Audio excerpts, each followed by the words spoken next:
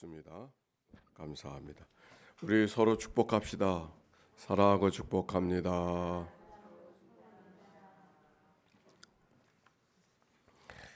영상으로 오신 분들도 환영합니다. 부부가 참석할 때는 부부 이름을 이렇게 두 사람 이름을 같이 넣어주시면 좋겠습니다. 네, 감사합니다. 오늘 성경의 말씀 마가복음 10장의 말씀을 읽었는데 우리 1절 말씀 한번 읽어볼까요? 시작. 예수께서 거기서 떠나 유대 지경과 요단강 건너편으로 가시니 무리가 다시 모여들거늘 예수께서 다시 전례대로 가르치시더니 한 바리새인이 예수께 나와서 그를 시험하여 묻되 사람이 아내를 버리는 것이 옳습니까? 이렇게 물었습니다. 예수님을 시험하는 거죠. 바리새인은 호시탐탐 예수님에게 흠을 잡기 원하고 책 잡기를 원하는 바리새인이 등장해서 사람이 아내를 버리는 것이 옳습니까? 이혼해도 됩니까? 이렇게 물었어요. 예수님이 뭐라고 대답하셨을까요? 모세 율법에 어떻게 기록되어졌는가 물었습니다. 즉 하나님의 말씀이 어떻게 기록되어졌는가 물었던 것입니다. 그가 대답했습니다. 모세 율법에는 이혼 증서를 써서 버리는 것이 주어 버리기를 허락하고 있는데요. 이혼 증서를 써 주어서 버리기를 허락하셨나이다. 예수님께서 대답하셨습니다. 너희 마음이 완악함으로 말미암아 이런 명령을 기록하였는 것이다. 모세 이혼을 물었으니까 예수님께서 뭐 어떻게 대답을 하셔야 될까요? 모세율법이 어떻게 기록되어졌는가? 모세율법에 이렇게 기록되어졌습니다. 그러면 가서 그렇게 하라고 그렇게 말씀해야 앞뒤가 맞는 말씀인데 예수님은 그렇게 대답하지 않으셨어요. 그렇게 되어진 것은 사람들의 마음, 너희들의 마음이 완악해서 그런 것이라고 하면서 책망하듯 말씀하셨습니다. 그리고서 이어진 말씀 6절부터 있는 이야기 같이 읽읍시다. 6절부터 9절까지 시작. 창조 때부터 사람을 남자와 여자로 지으셨으니 이러므로 그 부모를 떠나서 그 둘이 한 몸이 될지니라. 이러한즉 이제 둘이 아니요 한 몸이니 그러므로 하나님이 짝지어 주신 것을 사람이 나누지 못할지니라. 네, 이 말씀 속에 우리 결혼에 대한 가르침이 다 담겨 있는 것이죠. 이혼 증서를 써서 그리하라 그렇게 말씀하지 아니하시고 그렇게 하는 것은 완악한 것이라고 말씀하시면서 창세기에 나와 있는 결혼에 대한 말씀을 주고 계셨어요. 이 말씀이 무슨 말이에요? 사람을 남자와 여자로 지으셨다. 창조 때로부터 사람을 남자와 여자로 지으셨으니 이 말이 뭘까요? 하나님이 사람을 지어주시되 남자 여자를 하나님이 지어주셨다. 그 말씀을 하고 있는 것일까요? 아닙니다. 이 말씀은 하나님께서 남자 여자를 지으셨다는 말이 아니라 남자 여자만으로는 부족하다 그 말입니다. 남자 여자를 하나님이 지어주셨다는 당연한 지당한 말씀을 하는 것이 아니라 하나님이 사람을 창조하시되 남자 여자로만 살아가는 것은 부족하다 그 말입니다. 그래서 어떻게 하라고? 남자 여자가 부모를 떠나와 아내와 합하여 한 몸을 이룰지니라 그랬어요. 24절에 보니까 그러므로 이러므로 부족하기 때문에 어떡하라? 부모를 떠나서 아내와 합하여 둘이 한 몸이 되라. 비로소 사람이 된다. 비로소 하나님의 형상을 취한 하나님의 창조의 사람이 된다. 그 말씀이에요. 요즘은 홀로 세대인데 홀로 세대가 하나님이 원하시는 게 아니죠. 어떻습니까? 하나님의 창조의 질서와 다른 거잖아요. 오늘 성경이 분명히 그렇게 말해요. 하나님이 창조 때로부터 사람을 남자와 여자로 지어 주셨다는 말은 남자 여자를 내셨다 그 말이 아니란 말이에요. 그랬는데 어떻다? 그러므로 사람이 부모를 떠나서 부족하니까, 남자 여자로 살아가는 부족하니까, 이러므로 사람이 그 부모를 떠나서 둘이 한 몸이 될지니라. 그래서 그런즉 둘이 아니요 한 몸이, 그러므로 하나님이 짝지어 주신 것을 사람이 나누지 못할지니라. 이렇게 말씀하신 거예요. 결혼의 의미는 세 가지 의미가 이 말씀 속에 담겨져 있어요. 첫째는 부모를 떠나는 거예요. 결혼을 한다 하는 것은 그냥 같이 살아가는 것이 아니라 부모를 떠나는 거예요. 제가 예식을 이끌어가면서 잘못했던 것 가운데 하나는, 결혼 예식을 쭉 하면은 마지막 시간이 퇴장하는 시간, 새로운 출발이잖아요. 제가 잘 못할 때는 부모에게 같이 가게 해서 따라가라고. 얼마나 잘못했는지 모르겠어요. 요즘엔 그렇게 하지 않아요. 자녀들이 떠나가는 것을 부모가 보는 거예요. 아, 우리 새끼들이 떠나는구나. 부모가 묵묵히 쳐다보는, 떠남을 경험하게 하는 거죠. 근데 잘 못할 때는 자녀들이 가니까 이제 다 끝났으니까 부모도 같이 나가서 인사하라고 쫓아가게 했어요. 근데 예식적으로 보면은 이건 잘못된 거로구나. 자녀들이 떠나는 것을 물끄러미 아프지만 쳐다보는 거예요. 그리고 떠나는 것을 경험하는 거예요. 그리고 떠나게 해야 되는 거예요. 그리고 결혼은 언제 하는가, 나이 들어 하는 게 아니라 독립할 수 있을 때 하는 거예요. 예속되어서 아직도 부모가 결정해 줘야 되고 부모가 챙겨줘야 되는 것은 아직 결혼할 때가 안 됐음을 의미하는 거예요. 그러니까 부모님들은 자녀들이 언제 결혼을 시켜야 되는가, 독립할 수 있을 때. 만약 그 독립적인 생각을 갖지 못할 때 결혼을 시키면 뭐든지 자기가 결정을 못하니까 가정이, 엮이는 가정이 되고 만단 말이에요. 마치 부부가 만나도 아내와 남편, 사랑해야 될 대상으로 사랑할 수 있는 사람으로 만나야 되는데, 자기 아버지를 만난 것처럼 생각하고 자기 어머니를 만난 것처럼 생각하면 그 가정은 오래 행복할 수가 없어요. 부모를 대신하는 사람으로 생각하니까, 즉 사랑만 받기를 원하잖아요. 결혼은 사랑받는 자리가 아니라 사랑해야 되는 자리. 사랑해야 되는 자리. 사랑하면 사랑받게 되어져 있죠.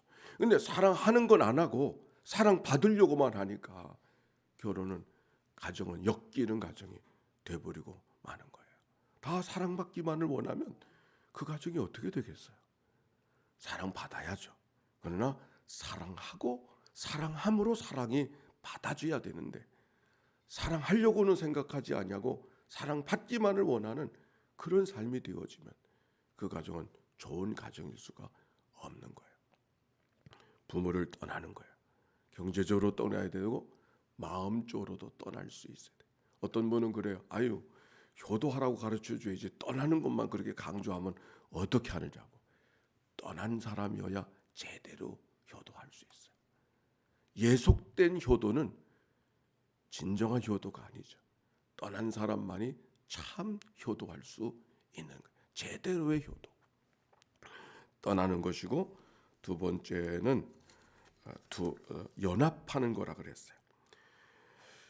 부모를 떠나 그 둘이 한 몸이 아닐지라 라고 말씀하면서 아내와 합하여. 갈지불이라는 사람은 이야기하기를 결혼은 무할 것 같다. 한 지붕을 받치는 두 개의 기둥과 같다 그랬어요. 이 기둥은 이 기둥이 아니에요.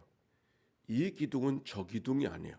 이 기둥은 이 기둥이 서 있을 자리에 서야 되고, 저 기둥은 저기 서 있어야 될 자리가 각각 서 있는 거예요. 그러나 한 지붕을 받친, 연합한 거예요. 이게 아니고 이게 아닌 것이죠. 연합한다고 하는 것은 각각의 개성과 성격과 자기를 인정하면서 한 지붕을 함께 바치고 있는 하나의 목적을 따라 걸어가는 이 모습이 참 연합의 모습인 것이죠. 서로가 서로를 존중하고 서로가 서로의 개성을 마음에 보담아 주며 살아갈 때 건강한 가정을 이룰 수가 있는 것이죠. 연합한다고 하는 것, 그리고 한 지붕을 바친 한 몸이 될지니라. 한 몸이 된다고 하는 것은 함께 바라보는 미래가 있다는 것이죠. 지금까지는 각각의 삶을, 각각의 꿈을 갖고 살아왔던 그들이 미래를 향하여 함께 걸어가는 그 모습이 한 몸을 이룰지다. 그 말씀, 한 몸을 이룬다고 하는 말을 잘 표현하는 말이 내 뼈 중에 뼈요, 내 살 중에 살이라, 내 살 중에 살이라. 이 표현이 가장 적절한 표현입니다. 마치 이것은 다른 말로 표현하면 너는 내 운명, 또 다른 말로 표현하면 내가 내 안에 있어. 이런 표현들. 이혼해도 되느냐고 묻는 말에 주님께서 이 가르침을 주고 있는 이야기는 무슨 의미가 있을까요? 이혼하면 안 된다, 그런 말이에요. 그런데 여러분 어떻습니까?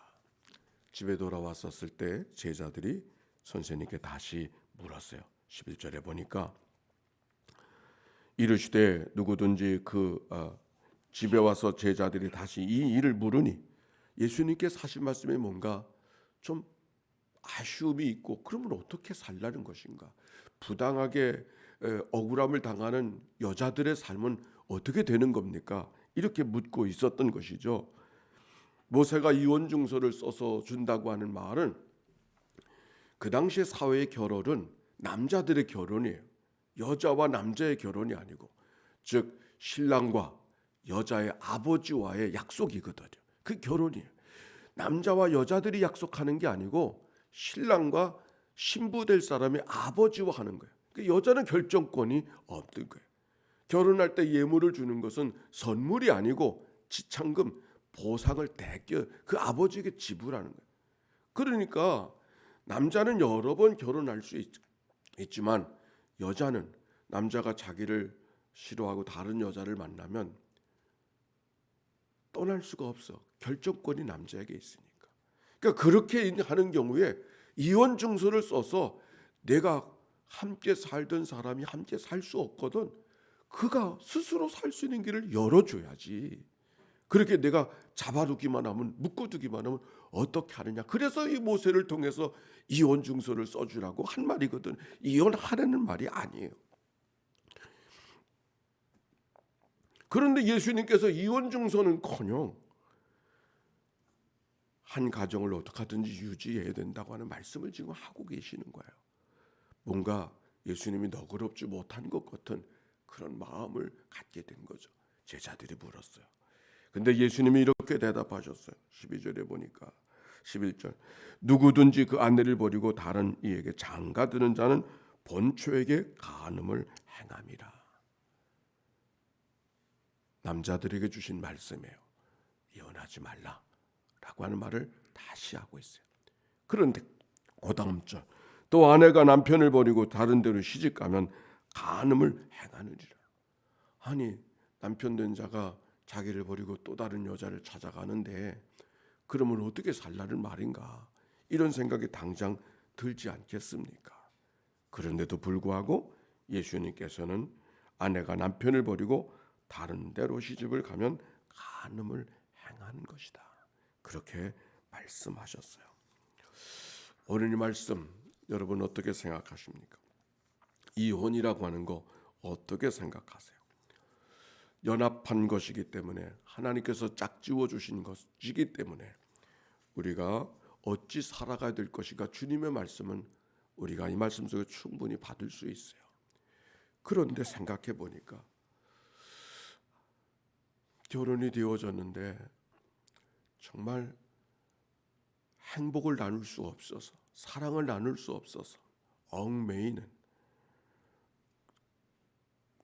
참혹한 삶을 살아가야 될 수밖에 없는 삶이라면 어떻게 해야 될까?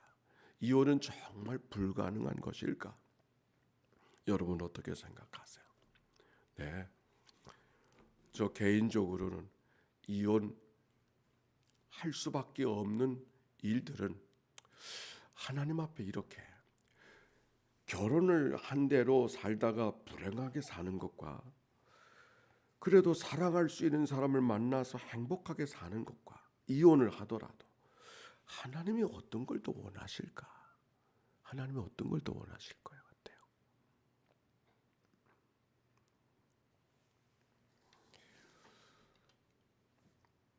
이혼할 수 있다 생각합니다. 물론 연합이라고 하는 것은 떨어질 수 있다고 하는 것을 가정한 거예요. 섞일 게 아니니. 근데 연합한다고 하는 말씀 속에는 떨어질 때 상처가 남겨진. 왜? 떨어지기를 기대하고 연합한 것이 아니기 때문에 떨어질 수 있지만 떨어지면 상처가 남아요. 그 흔적을 지닌 삶을 살아갈 수밖에 없다는 것을 인정하고, 그러니까 행복을 위해서 떨어지는 것인데 그러나 그 떨어질 것이 행복을 결코 보장하는 것이 아니라는 사실을 주님이 더 잘 아시는 것이죠. 오늘 말씀 속에 이 말씀이 결혼에 대한 이야기가 13절의 말씀, 사람들이 예수께서 만져주심을 바라고 어린아이를 데리고 오매 제자들이 꾸짖거늘 어린아이들이 내게 오는 것을 용납하고 금하지 말라, 하나님 나라가 이런 자의 것이니라 말씀하셨어요. 왜 결혼의 얘기가 어린아이의 이야기로 이어지고 있는가? 요즘에 어린아이 자라나는 자녀들이 살아가면서 가장 큰 스트레스는 공부, 입시 준비, 유행에 따라서 옷 입고 신발 신어보는 게 그들의 그런 것이 걱정이 아니라 부모님들이 다투기만 하면 우리 부모님 이혼하는 거 아닌가? 이게 최고의 스트레스랍니다. 아이들의 모습, 어머니 없는 가정, 아버지 없는 가정의 그 역기능. 오늘 여기 어린 아이들 주님께서 용납해 주시는 이 이야기.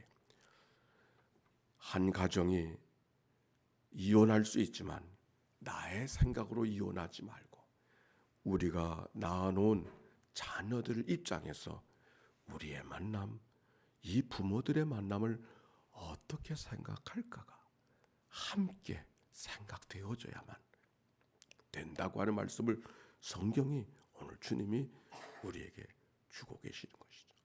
아마도 여기 말씀 속의 어린 아이들은 부모가 이혼되어져서 이 세상을 외롭게 살아가야 될 그 어린 아이들을 지금 비추어주고 있는 모습이 아닌가요?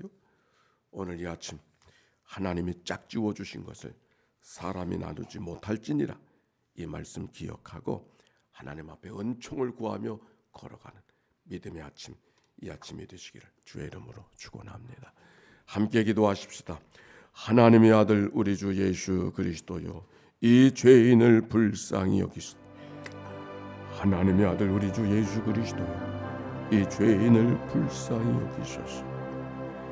하나님의 아들 우리 주 예수 그리스도요, 이 죄인을 불쌍히 여기소서.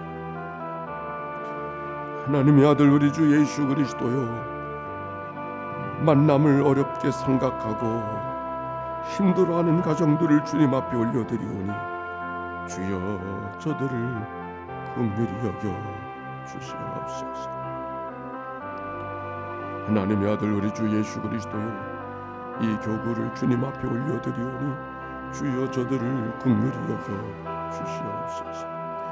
하나님의 아들 우리 주 예수 그리스도요, 병상에서 이 아침을 맞이하는 식구들을 주님 앞에 올려드리오니 주여 저들을 긍휼히 여겨 주시옵소서. 아멘. 하나님 감사합니다. 이 교구를 통하여서 주체되어 예배하는 이 새벽 단잠을 깨워주시고 주와 더불어 달려나오게 해주시니 감사합니다. 결혼, 가정에 대한 가르침을 주었습니다. 우리의 형편대로, 우리의 편의대로, 우리의 판단대로 살아가지 않게 하시고 하나님이 원하시는 것이 무엇인가를 묻고 들으며 순복하며 걸어가는 삶이 되게 하옵소서. 내가 만난, 내가 선택한 당신이 아니라 하나님이 허락해 주신 당신임을 고백하며 내 부족을 채워주기 위한 하나님의 은총이 당신임을 고백하며 하나님의 짝지어 주신 것을 나누지 못할지니라. 이 말씀 안에서 살아가는 승리의 가정이 되도록 인도해 주옵소서. 이 한날을 다 주께 의탁하올 때 구주 예수님의 이름으로 기도하옵나이다. 아멘. 성부 성자 성령 삼일체 하나님의 크신 은혜와 사랑과 역사가 이제와 같이 영원히 함께하여 주시기를 축원하옵나이다. 아멘.